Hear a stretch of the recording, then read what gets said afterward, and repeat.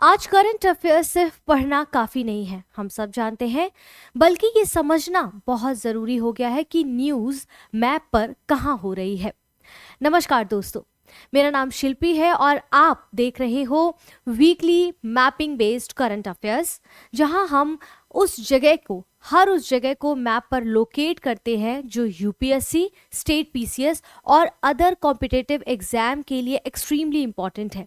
हर रविवार शाम 7 बजे यानी कि हर संडे शाम 7 बजे हम कवर करते हैं इंटरनेशनल न्यूज़ के लोकेशंस को, इंडिया के स्ट्रैटेजिक प्लेसेस को, रिवर्स को, स्ट्रेट्स को, सीज हो या फिर बॉर्डर्स हो, उन सभी को जो जुड़े हैं करंट अफेयर से, जो जुड़े हैं करंट इश्यूज़ के साथ।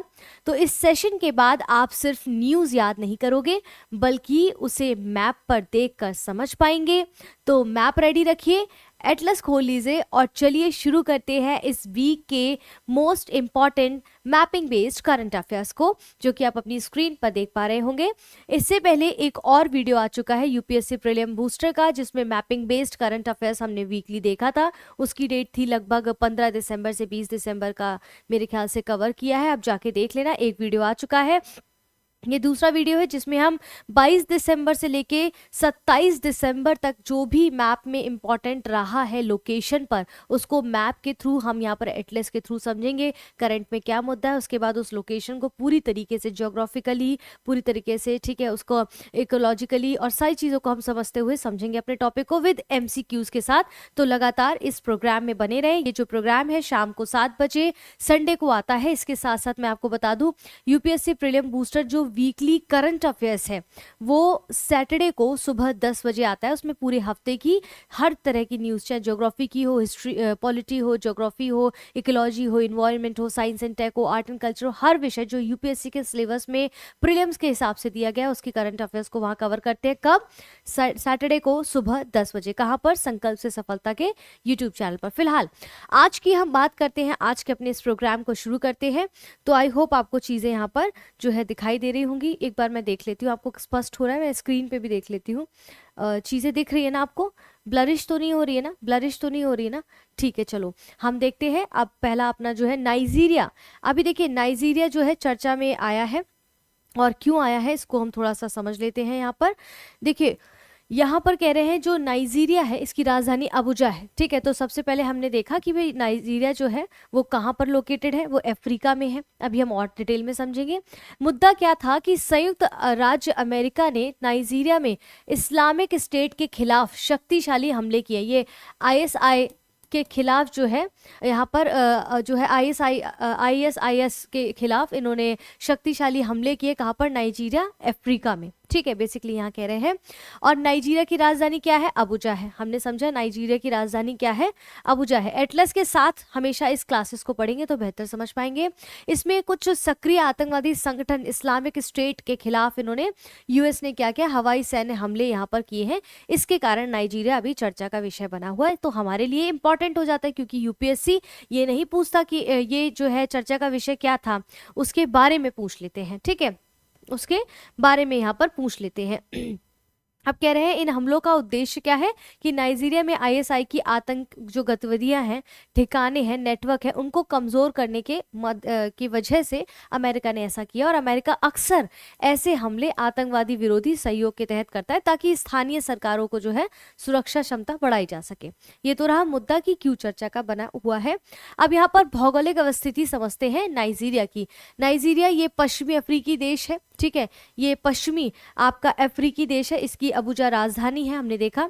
सीमावर्ती देश उत्तर में आप देखेंगे नाइजीरिया है, नाइजर है। ठीक है, उत्तर में आप देखेंगे इसके नाइजर है। इसके बाद पूर्व में आप देखेंगे चाड है, और चाड और कैमरून है। ठीक है, चाड और कैमरून है इसके पूर्व में, और पूर्व में चाड और कैमरून है, और पश्चिम में बेनिन है। ठीक है, पश्चिम में इसका बेनिन है। तो हमने क्या देखा? सीमावर्ती भौगोलिक अवस्थिति देखी कि नाइजीरिया के पास कौन कौन से जो है सीमावर्ती देश है। अब सीमावर्ती कुछ जल निकाय हैं, जैसे अटलांटिक महासागर में गिनी की खाड़ी, अटलांटिक महासागर में गिनी की खाड़ी। ठीक है, अब यहाँ पर भौगोलिक विशेषताएं क्या है, इसकी भौगोलिक विशेषता क्या है, क्यों ये इंपॉर्टेंस रखता है?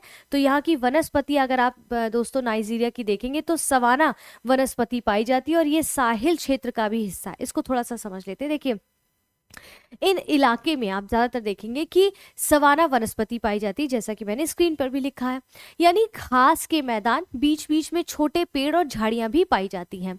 ये जो क्षेत्र है ये साहिल का क्षेत्र कहने का मतलब है, यानी कि कह रहे हैं कि साहिल क्या है, एक ऐसा इलाका होता है जो सहारा, रेगिस्तान और हरे भरे जो है सवाना क्षेत्र के बीच में पाए जाते हैं।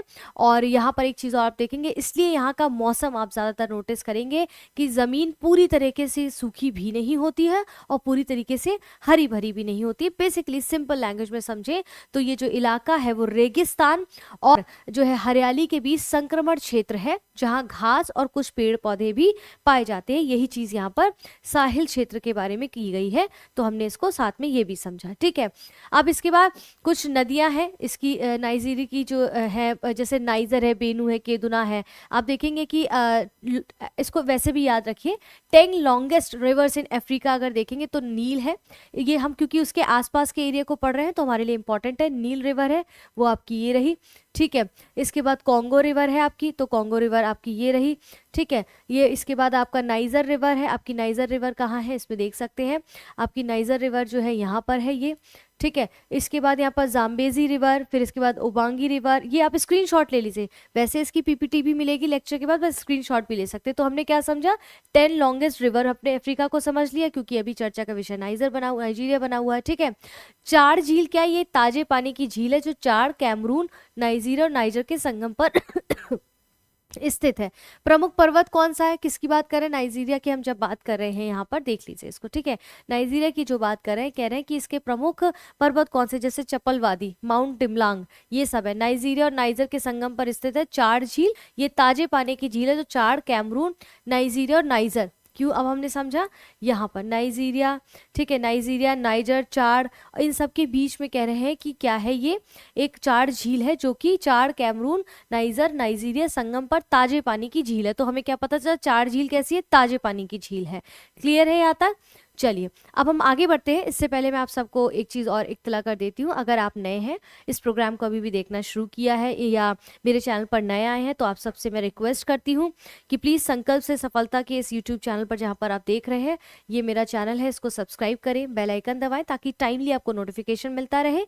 और भी कई सारे प्रोग्राम्स इसके साथ साथ चलते हैं, यूपीएससी 2026 को मद्देनजर रखते हुए, साथ में स्टेट पीसीएस को भी ध्यान में रखते हुए कुछ करंट अफेयर्स हो या फिर स्टैटिक पोर्शन कराया जाता है, उनको देख सकते हैं। मेरा टेलीग्राम ग्रुप है, इसको जाके आप यहाँ फॉलो कर सकते हैं। सारे पीडीएफ इत्यादि जो भी आपको चाहिए होंगे वहां पर उपलब्ध हो जाएंगे। ठीक है, आगे बढ़ते हैं। दूसरा टॉपिक आज का हमारा यहाँ पर जो है वो क्या है, आप अपनी स्क्रीन पर देख रहे होंगे। दूसरा टॉपिक है हमारा यहाँ पर भीमा रिवर की। ठीक है, भीमा रिवर की बात कर रहे हैं। इसका कॉन्टेक्स्ट क्या है, क्यों अभी भीमा रिवर जो है वो चर्चा का विषय बनी हुई है। तो कर्नाटक ने केंद्र सरकार, सेंट्रल गवर्नमेंट के जो CWC है यानी कि केंद्रीय जल आयोग से हस्तक्षेप करने की, उन्होंने कहा कि भाई बीच में आइए और हस्तक्षेप करिए। क्यों हस्तक्षेप करिए, क्योंकि आरोप है कि महाराष्ट्र क्या कर रहा है, महाराष्ट्र ने सहमत जल बंटवारे के जो प्रोविजन थे, जो सहमति के साथ जल बंटवारे के जो प्रोविजंस थे, उसके विपरीत जाकर भीमा नदी के जल का बहुत ज़्यादा दोहन किया है, अनधिकृत उपयोग किया है। तो इसलिए कर्नाटक का जो यहाँ पर आप देखते हैं, यहाँ पर कृष्णा रिवर की जो सहायक नदी है भीमा रिवर, उसके बारे में ये चर्चा बनी हुई है। इसलिए भीमा रिवर हमारी जो है इंपॉर्टेंट हो जाती है। इसका ओरिजिन महाराष्ट्र में है, इसको चंद्रभागा रिवर भी कहते हैं, covering a distance of about 300 kilometre की ये रिवर है।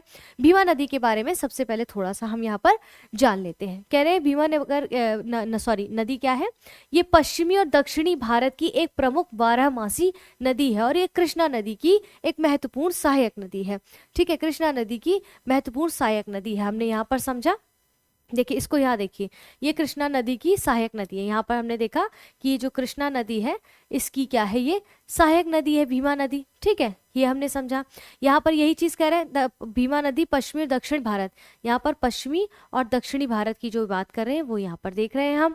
ठीक है, और इसे विशेष रूप से आप देखेंगे, इसका नदी का नाम बदल जाता है जब ये पंढरपुर क्षेत्र में आती है, तो इसका नाम चंद्रभागा नदी के नाम से भी जाना जाता है। तो हो सकता है आपको चंद्रभागा नदी का नाम भी मिल जाए। तो चंद्रभागा नदी क्या है, भीमा नदी है। चंद्रभागा नदी का वो दूसरा नाम क्या है, भीमा नदी है। ठीक ठीक है, लेकिन जगह बदलने के कारण इसका नाम यहाँ पर बदल जाता है। अब इसका उद्गम कहाँ से हुआ है? पश्चिमी घाट सह्याद्री की भीमाशंकर पहाड़ियों से होता है। वो भीमाशंकर पहाड़ी जो महाराष्ट्र के पुणे में स्थित है और वहां पर भीमाशंकर टेम्पल के पास में माफी चाहती हूँ अवस्थित है।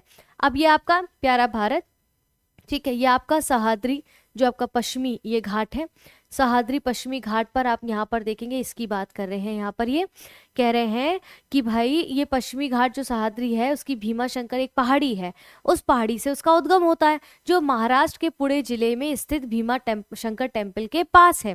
और तो भीमाशंकर टेम्पल हमने यहाँ पर देखा कि कुछ इस प्रकार से भीमाशंकर टेम्पल है। आप देखेंगे द्वादश मेरे ख्याल से ज्योतिर्लिंग के अंतर्गत आता है शायद ये, ठीक है। अब देखिए यहाँ पर मंदिर का स्ट्रक्चर देने का क्या मतलब था, हम तो मैपिंग पढ़ रहे हैं।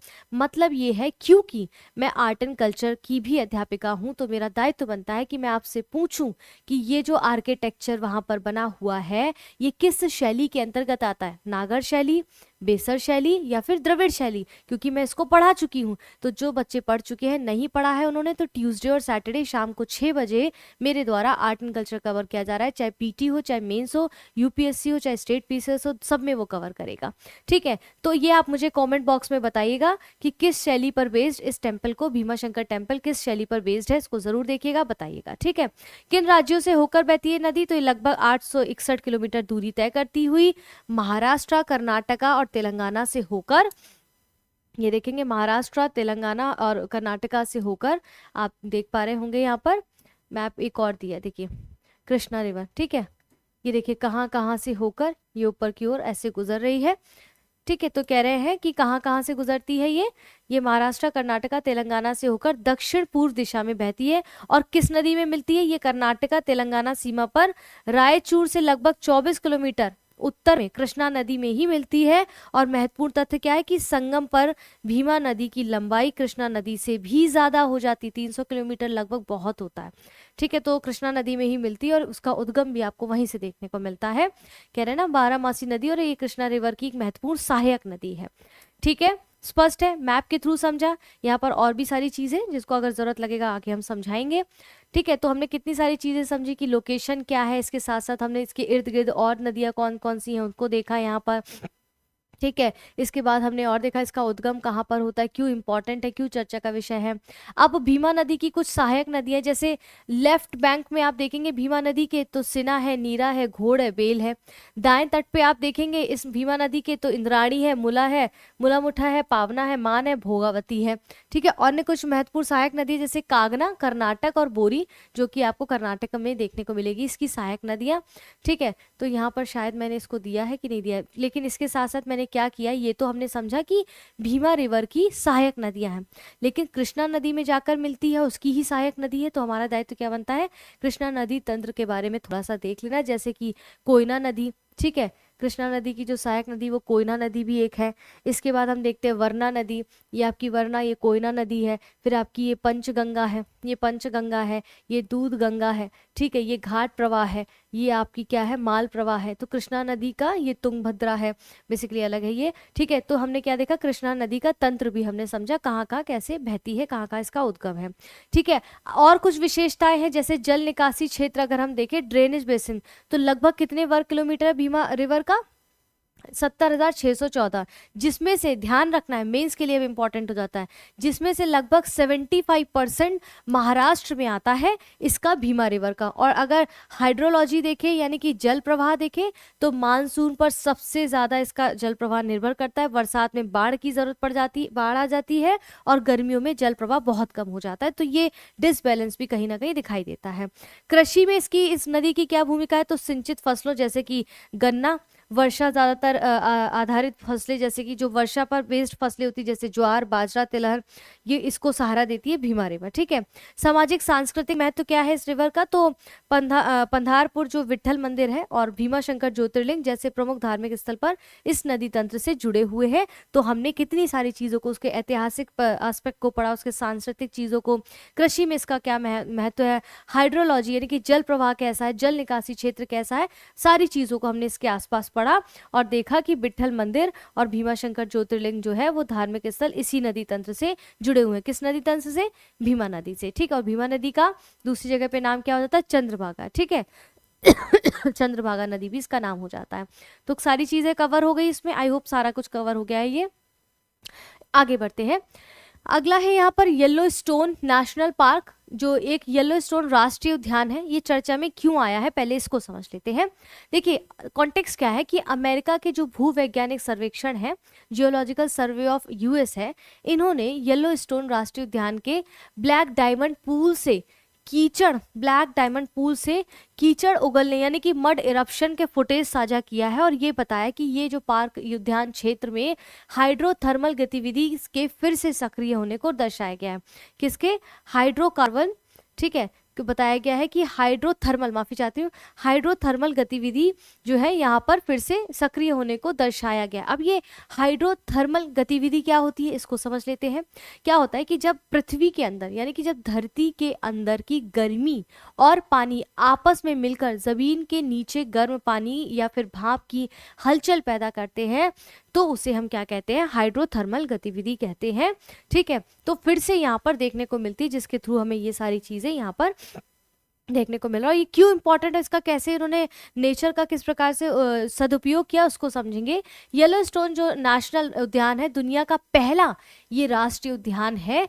ये जगह जो है गर्म पानी के फव्वारों यानी कि गीजर, गर्म जल स्रोत और कीचड़ के कुंड यानी कि ज्वालामुखी जमीन और जंगली जानवरों के लिए बहुत ज्यादा मशहूर है। ठीक है, लोकेशन से अभी हम समझेंगे। ये अमेरिका में है बेसिकली ये उद्यान। विशेषता सरल शब्दों में अगर हम इसको समझें तो धरती के अंदर की जो गर्मी है यहाँ हमें ऊपर दिखाई दे रही है, हमने पिक्चर में समझा। दुनिया में मिलने वाले ऐसे जो प्राकृतिक गर्म जल स्रोत है, लगभग आधा हिस्सा यहीं पाया जाता है। कहाँ पर? यहाँ पर यूएस में, जो यहाँ पर येलोस्टोन की बात कर रहे हैं, इनकी बात कर रहे हैं। ठीक है, यहाँ पाया जाता है।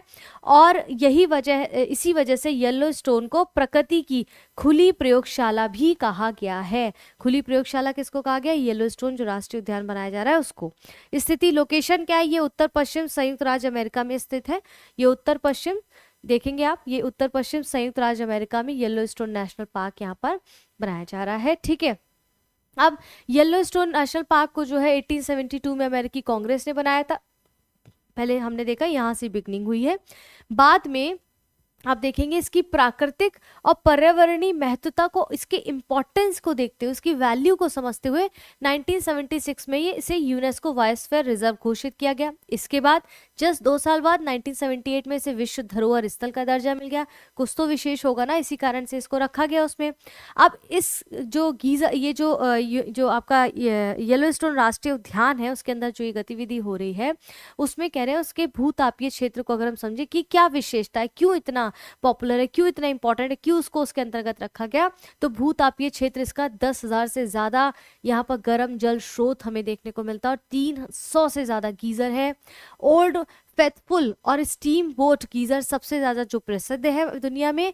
दुनिया का सबसे ऊंचा गीजर किसको? स्टीम बोट को कहा जाता है। वो भी यहीं पर आपको देखने को मिलता है, इसी 10,000 गर्म जल स्रोत और 300 प्लस गीजर के अंतर्गत। ठीक है, ज्वालामुखी हॉटस्पॉट है एक तरीके से। क्यों? क्योंकि धरती के अंदर मौजूद गर्म मैग्मा के ऊपर स्थित है, जिससे गीजर, गर्म पानी और कीचड़ के कुंड यहाँ पर दिखते हैं। भूकंप की गतिविधियां, बट ऑब्वियस सी बात है, हर साल यहाँ कई छोटे छोटे भूकंप अंदर आते रहते हैं, क्योंकि इस प्रकार से ब्लास्ट होता है तो कंपन होना शुरू हो जाता है। भूदृश्य देखें तो ज्वालामुखी पहाड़ और गहरी घाटियां, काली ऑब्सीडियन चट्टानें और लावा के निशान भी यहाँ पर देखने को मिलते हैं, इसलिए ये बहुत महत्वपूर्ण हो जाता है।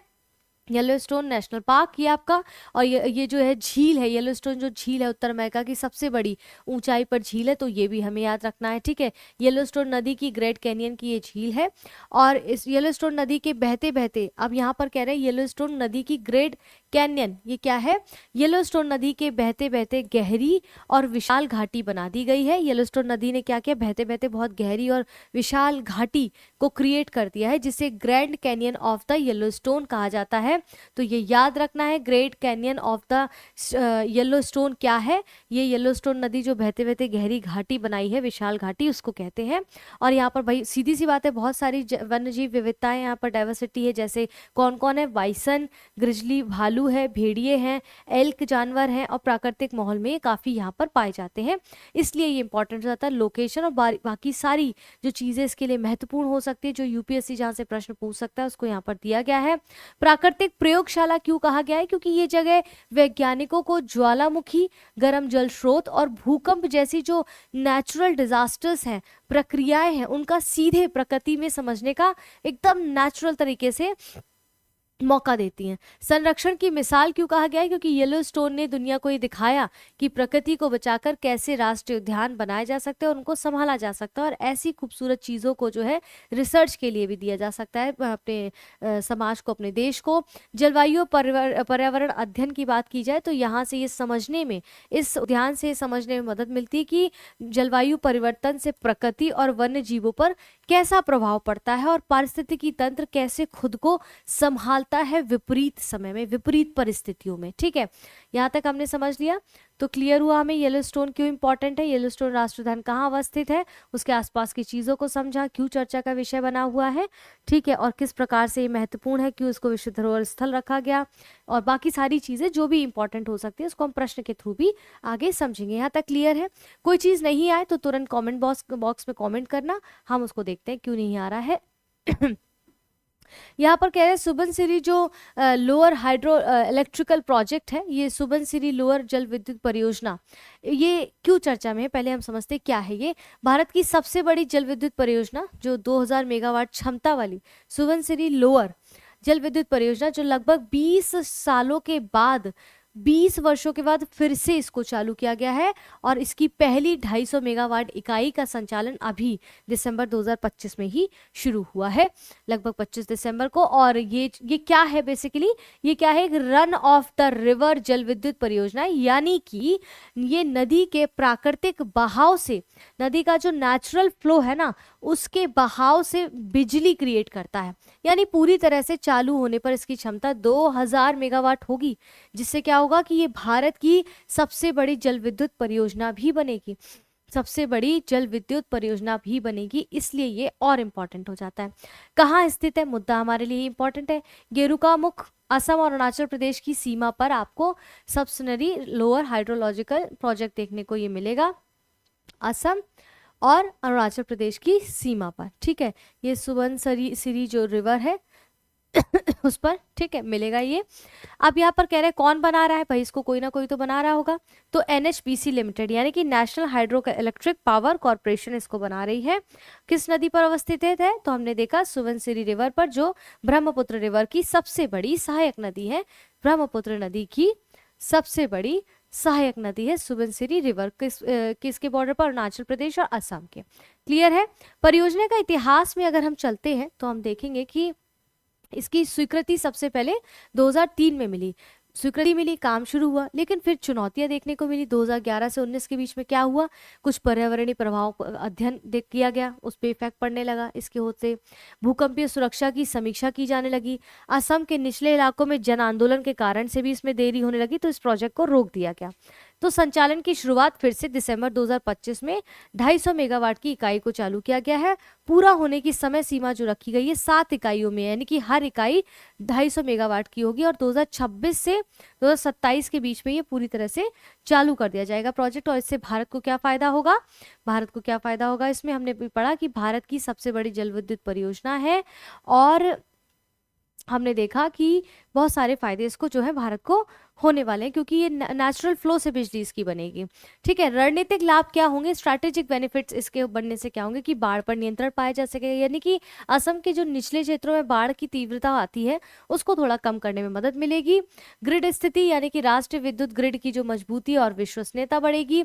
स्वच्छ ऊर्जा लक्ष्य, भारत के नेट जीरो और नवीकरणीय ऊर्जा लक्ष्यों को सीधा समर्थन मिलेगा। ये नेट जीरो और इसकी जो बात कर रहे हैं वो यहाँ पर क्या कहने का मतलब है, यानी कि भारत का बेसिकली उद्देश्य है इसका भारत का उद्देश्य है कि भविष्य में वह जितना भी कार्बन प्रदूषण फैलाएंगे उतना ही उसे पेड़ों, जंगलों और नई टेक्नोलॉजी की मदद से कम कर देंगे उस चीज़ों को। ठीक है, और नवीकरणीय ऊर्जा की लक्ष्य की जो बात कर रहे हैं इसका सीधा समर्थन कहने का मतलब है, नवीकरणीय ऊर्जा का जो लक्ष्य का मतलब है कोयला और तेल की जो जगह है वो सोलर, हवा और जल और वायु ऊर्जा का ज़्यादा इस्तेमाल करना होगा।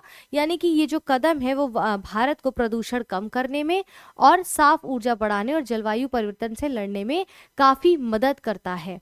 ठीक है, तो ये सारी चीज़ें इसलिए हमें इम्पॉर्टेंट हो जाती है, हमारे लिए महत्वपूर्ण है। इसके बाद दूसरा टॉपिक आता है। यहाँ तक समझ लिया, क्लियर है? कोई चीज़ नहीं समझ आए तो पूछना, इसका लास्ट लेक्चर भी देखना, उसमें भी काफ़ी बेहतर तरीके से चीज़ों को अलग न्यूज़ के साथ समझाया गया है। अब यहाँ पर एक और न्यूज़ है।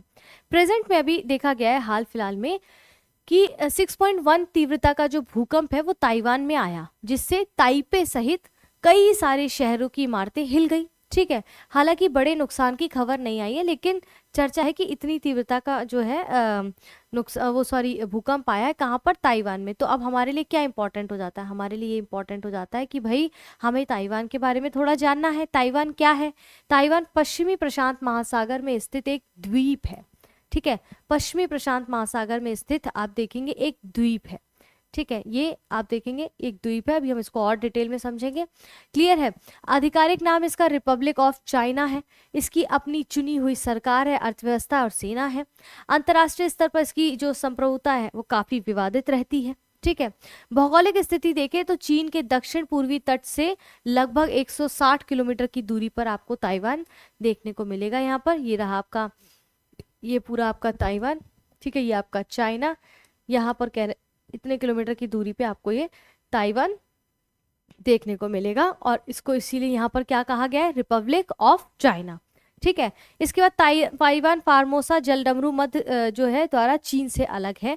यहाँ पर कह रहा है इससे किस प्रकार से, इस जलडमरू के नाम से जो ये बता रहे हैं उससे अलग है। यानी कि ताइवान जो है फॉर्मोसा एक जल डमरू मध्य है, उसके द्वारा चीन से अलग है। यहाँ पर मैंने शायद इसको पिक्चर में नहीं दिया है कि ताइवान इससे किस प्रकार से जल डमरू मध्य से जो है अलग है, लेकिन हमें क्या समझना है कि जल डमरू मध्य जो है वो क्या होता है बेसिकली। तो जल डमरू क्या है? जल डमरू मध्य जो होता है वो पे पतली सी समुद्री पट्टी होती है, पतली सी समुद्री पट्टी होती है। ठीक है, उससे जुड़ा हुआ है, और जो दो जमीनों के जो हिस्से हैं, जैसे देश हो गया, ये द्वीप हो गया, उनके बीच में होती है और दो बड़े समुद्रों या महासागरों को जोड़ती है। बेसिकली जलडमरू मध्य क्या है? समुद्र की संकरी गली कहते हैं। जैसे ताइवान जलडमरू चीन और ताइवान के बीच में है, उसी प्रकार से भारत में आप देखेंगे तो मलक्का जलडमरू मध्य आपको याद होगा, जैसे भारत और प्रशांत व्यापार का प्रमुख मार्ग माना जाता है, उसी प्रकार से। ठीक है, तो यहाँ पर हमने देखा इसका लोकेशन क्या है। उत्तर में पूर्वी चीन सागर है, दक्षिण में दक्षिण चीन सागर है, इसके किसके?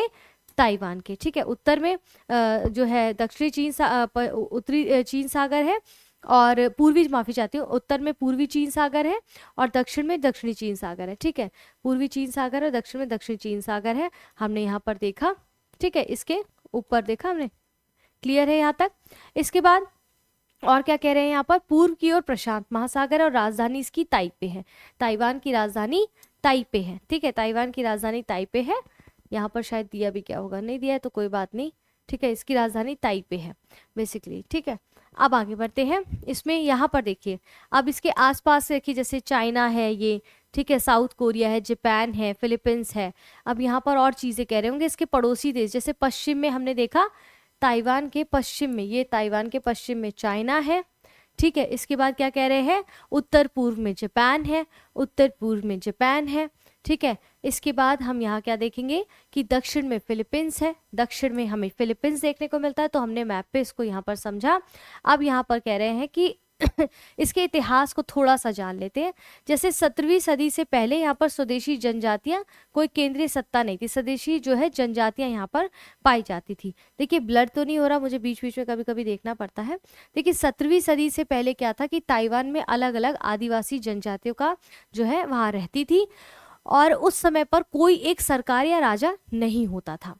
17वीं सदी में डच के जो लोग हैं, डच उपनिषद आप देखेंगे, 17वीं सदी में डच जो लोग हैं वो ताइवान आए और कुछ समय तक वहां पर शासन उन्होंने किया।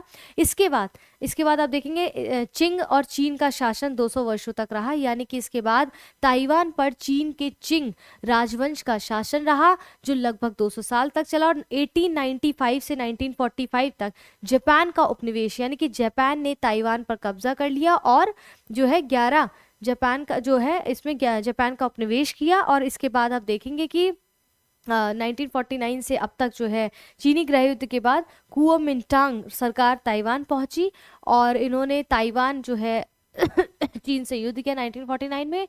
जो सरकार हार गई और वे भागकर ताइवान आ गई और वहीं अपनी सरकार भी उन्होंने बना ली। और आज तक आप देखेंगे ताइवान अलग तरह से अपनी सरकार चला रहा है, लेकिन चीन कहता है कि ताइवान उसका हिस्सा है। इसी को वन चाइना पॉलिसी कहा जाता है, ठीक है, इसलिए इसको वन चाइना पॉलिसी कहा जाता है। तब से Taiwan People's Republic of China से राजनीतिक रूप से अलग है, लेकिन चीन इसे वन चाइना पॉलिसी के तहत दावा करता है, किसको, ताइवान को, इसलिए ये उसको यहाँ पर रिपब्लिक ऑफ चाइना बोला गया था उसको, ठीक है। इसका इतिहास भी समझे। अब कुछ भूवैज्ञानिक विशेषता है, जैसे फिलीपींस सी प्लेट और यूरेशियन सी प्लेट के संगम पर ये स्थित है, बीच में ये स्थित है, ठीक है। आप देखेंगे ताइवान कहाँ पर, यूरेशियन प्लेट और यहाँ पर फिलीपींस सी प्लेट के बीच में यहाँ पर अवस्थित है, ठीक है।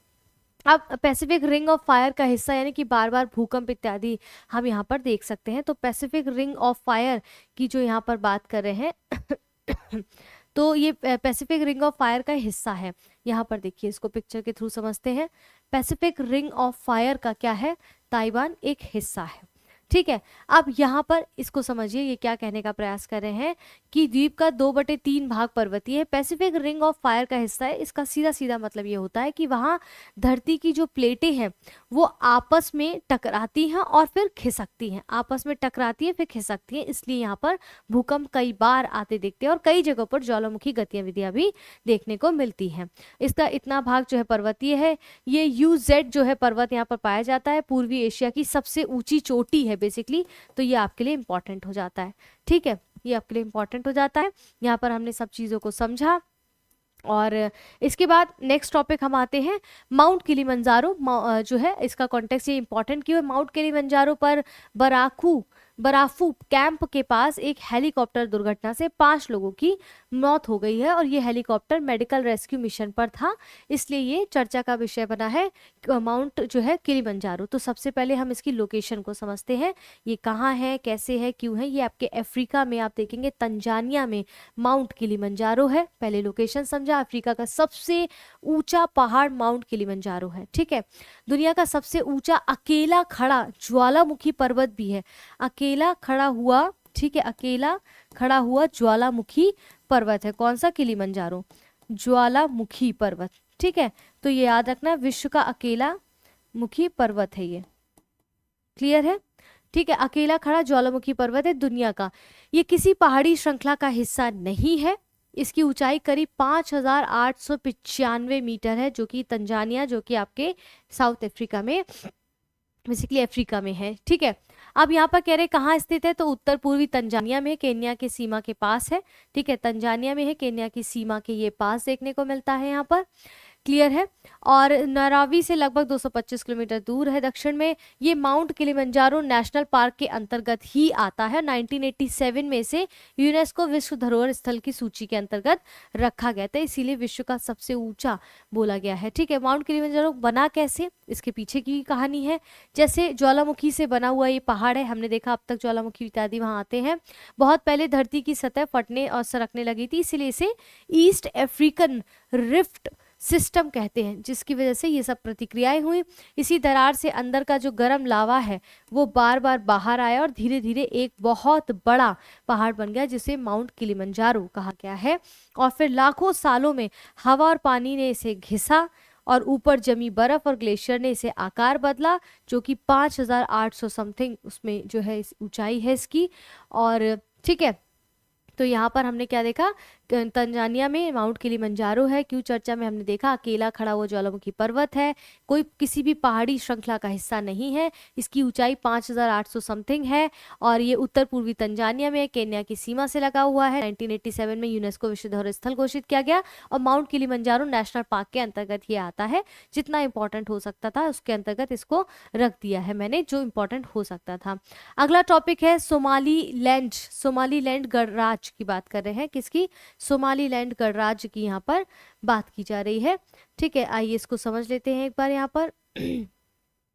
यहाँ पर कह रहे हैं कि इजराइल स्वघोषित सोमालीलैंड, इन्होंने खुद से घोषित किया सोमालीलैंड गणराज्य को एक स्वतंत्र और संप्रभु देश के रूप में औपचारिक मान्यता देने वाला पहला देश ये बना है। और सोमाली गणराज्य के बारे में हम समझते हैं, ये हॉर्न ऑफ अफ्रीका में स्थित है। आइए इसकी स्थिति देख लेते हैं। ये देखिए आपका हॉर्न ऑफ अफ्रीका, ये Ethiopia, Somalia, Kenya, south Sudan, Eritrea, ठीक है। तो यहाँ पर कह रहे जिबूती, ये जो सोमालीलैंड है वो आपका क्या है, ये इजराइल ने ही अपने आप इसको गणराज्य के रूप में घोषित किया है। हॉर्न ऑफ अफ्रीका में ये स्थित है। हमने देखा यहाँ पर हॉर्न ऑफ अफ्रीका, लास्ट में भी हमने पढ़ा था, हॉर्न ऑफ अफ्रीका में यहाँ पर ये अवस्थित है, ठीक है। जो ये बात कर रहे हैं सोमालीलैंड, यहाँ पर देखिए ये यहाँ पर दिया गया ना, तो यहाँ पर अवस्थित है ये। और इसकी सीमाएं उत्तर में अदन की खाड़ी, बेसिकली यहाँ पर आप देखेंगे उत्तर में इसके जो है अदन की खाड़ी है, ठीक है। और इसके बाद यहाँ पर आप देखेंगे कि उत्तर पश्चिम में जिबूती है, उत्तर पश्चिम में जिबूती है। और फिर इसके बाद दक्षिण व पश्चिम में इथोपिया है, दक्षिण व पश्चिम में आप देखेंगे यहाँ पर इथोपिया है, ये मैं येलो कलर ले लेती हूँ, दक्षिण पश्चिम में इथोपिया है। इसके बाद यहाँ पर पूर्व में सोमालिया से लगता है, पूर्व में इसका यहाँ पर सोमालिया लगता है।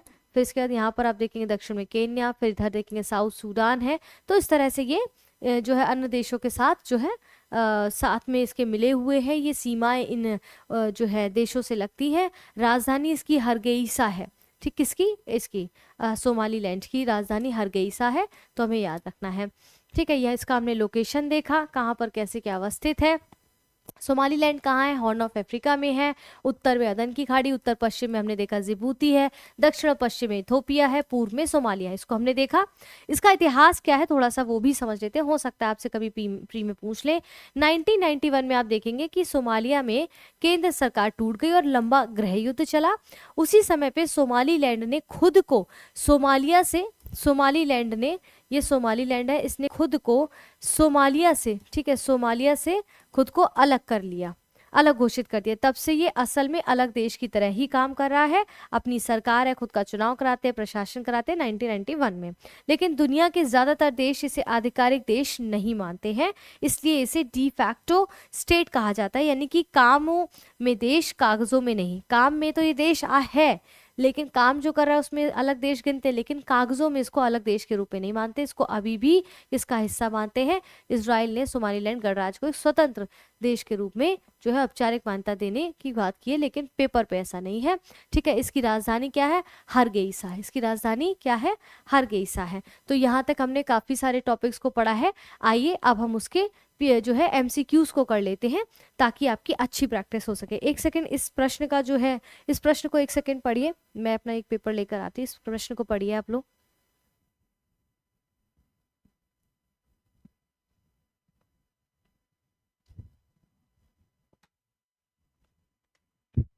हाँ तो चलिए देखिए, पहला प्रश्न क्या कह रहा है, येलोस्टोन राष्ट्रीय उद्यान के बारे में निम्नलिखित में से कौन सा कथन सही है। एक्चुअली मुझे अपनी बुक लेनी थी वहां से तो यहाँ पर कह रहे हैं, पहला प्रश्न है आपका कि येलोस्टोन राष्ट्रीय उद्यान के बारे में निम्नलिखित कौन से कथन सही है। हमें एग्जामिनेशन हॉल में प्रैक्टिस पहले करनी है, इसलिए याद रखना है कि पूछ क्या रहा है, सही पूछ रहा है, गलत पूछ रहा है, इसका विशेष ध्यान रखना है। तो पहला कथन है, ये दुनिया का पहला राष्ट्रीय उद्यान है, यहाँ दुनिया के लगभग आधे हाइड्रोथर्मल फीचर्स पाए जाते हैं। तीसरा है, ये भारत में अवस्थित है। कूट है केवल एक और दो, दो और तीन, एक, दो और तीन।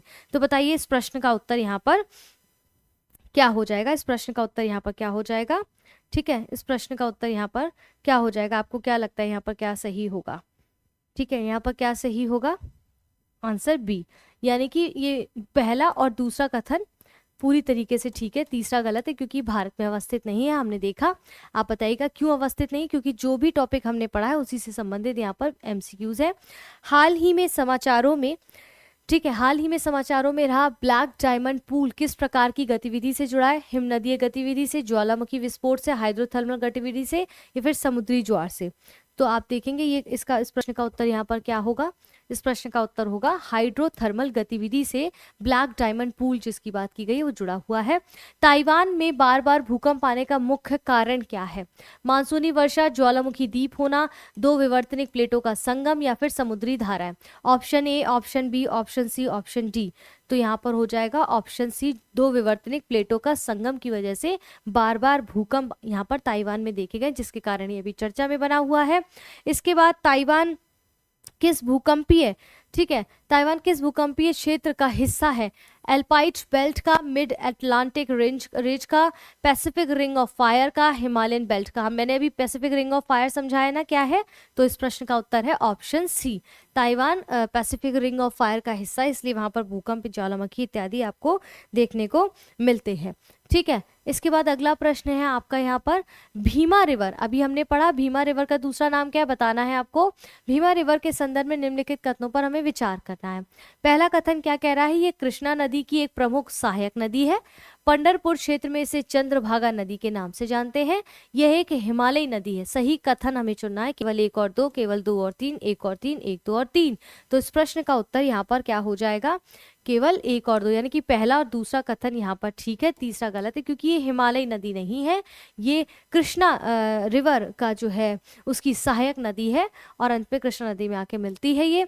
ठीक है, भीमा नदी के प्रवाह मार्ग के संदर्भ में सही कथन हमें चुनना है। अगला प्रश्न है ये, पहला कथन कह रहा है ये महाराष्ट्र, कर्नाटक और तेलंगाना से होकर बहती है। ये उत्तर पश्चिम से दक्षिण पूर्व दिशा में बहती है। ध्यान से पढ़ना है, सब कुछ अभी पढ़ाया है मैंने। ये रायचूर के पास कृष्णा नदी में मिलती है।